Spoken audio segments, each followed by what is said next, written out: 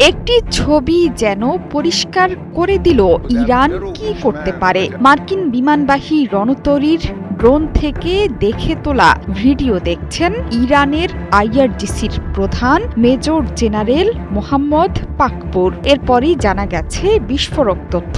Oman উপসাগরে মার্কিন নৌবাহিনীর খুব কাছ থেকে নজরদারি চালাচ্ছে শাহেদ ১২৯ মাঝারি উচ্চতার দীর্ঘ পাল্লার ড্রোনের ওপেন সোর্স গোয়েন্দা ট্র্যাকিং বলছে এগুলো মার্কিন নৌবহরের খুব কাছেই আছে। টানা কয়েকদিন ধরে গোয়েন্দা নজরদারি পর্যবেক্ষণে সেখানে অবস্থান করছে এসব ড্রোন। এই অঞ্চলে তুমুল উত্তেজনার মধ্যে শাহেদ ১২৯ ড্রোন মোতায়েন বড় সুবিধা এনে দেবে ইরানি বাহিনীকে। এর মাধ্যমে নৌবহরের সার্বিক কার্যক্রমে নজরদারি চালাতে পারে ইরানি ড্রোনের বহর।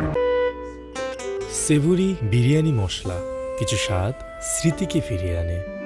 কম খরচে ইরানের তৈরি শাহেদ ড্রোন মার্কিন যুক্তরাষ্ট্রের মাল্টি বিলিয়ন ডলারের বিমানবাহী রণতরী আব্রাহাম লিঙ্কনকে চোখ রাঙাচ্ছে। এসব ড্রোন এতটাই শক্তিশালী যে নিমিষেই বড় ক্ষতি ডেকে আনতে পারে এই রণতরীর। এগুলো মূলত কম খরচে তৈরি, বিশেষ করে লক্ষ্যবস্তুতে উড়ে যাওয়া এবং বিস্ফোরণ ঘটানোর জন্য নকশা করা একমুখী স্ট্রাইক ড্রোন।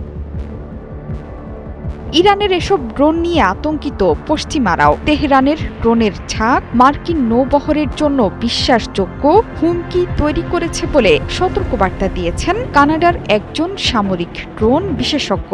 ইরানে হামলা চালাতে মার্কিন রণতরী এবং যুদ্ধ জাহাজের বহর যখন মধ্যপ্রাচ্যে, ঠিক তখনই এমন সতর্কবার্তা দিলেন পশ্চিমা বিশেষজ্ঞ।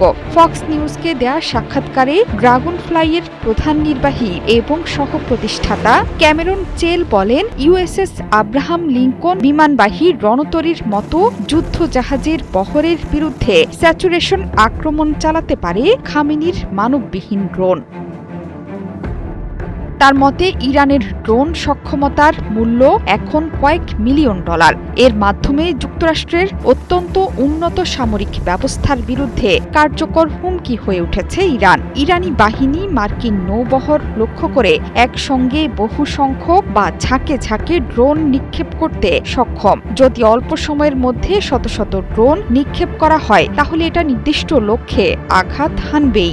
আধুনিক প্রতিরক্ষা ব্যবস্থা এই ধরনের স্যাচুরেশন আক্রমণ মোকাবেলার জন্য তৈরি হয়নি। ইরানের কাছাকাছি মোতায়েন থাকা মার্কিন যুদ্ধ জাহাজগুলোই এখন প্রধান লক্ষ্যবস্তু, আর সেই লক্ষ্যেই শাহেদ ড্রোনও জড়ো করে রেখেছে তেহরান। ইরানে হামলার লক্ষ্যে মধ্যপ্রাচ্যে বিমানবাহী রণতরী ইউএসএস আব্রাহাম লিঙ্কন সহ বিশাল সামরিক সরঞ্জাম জড়ো করেছে মার্কিন বাহিনী। এর জেরে মধ্যপ্রাচ্যে ভয়াবহ সংকট দেখা দিয়েছে। ইরান সরকারের পতনই মার্কিন যুক্তরাষ্ট্রের সবচেয়ে বড় লক্ষ্য বলে মনে করছেন সমালোচকরা। জোহরা চৌধুরী সেতু, ৭১।